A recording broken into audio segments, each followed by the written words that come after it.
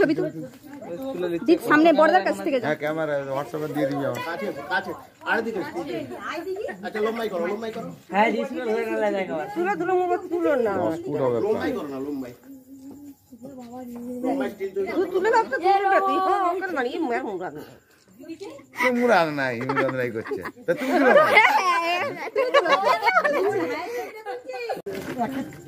তুলো তোমরা ওদিকে থাকো আমি জানি আমাদেরকে তুলতে হবে মনু সরাই ওটা কি আছে দুষ্টু সরে সোনে সরে আয় সোনে সরে আয় এদিকে আসো ছায়াটা এদিকে লাগি তাহলে ছায়াটা প্রেস করে দাও পালি যাই বাবা আরে বাবা রে রেগে আছে এটা ছবি তুল এই যে বাবা হ্যাঁ এ ভাই কোথায় শুয়েছিল দেখো এখান থেকে মধ্যে এখান দিয়ে শুয়েছিল মধ্যে ঘিরে রেখেছিল তোমার তো ভয় নাই তোমার বড় ছোটদার ইয়াটা গেটকিপারটা দেখে রে দেখেননি দেখো রাহুলকে দেখো রাহুল পালিয়েছে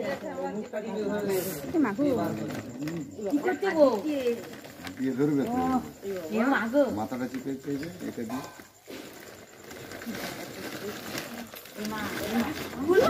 দি বাবা রে পুরি বাবা রে গেটকে আসুন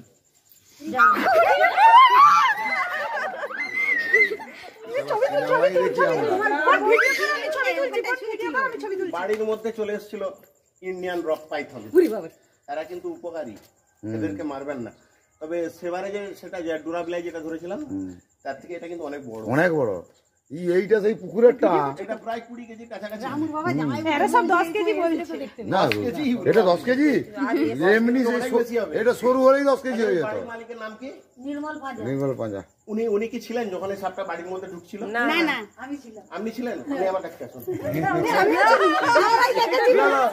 কে কে ছিল চলে যাও কে কে ছিল চলে যাও আর আমরা যে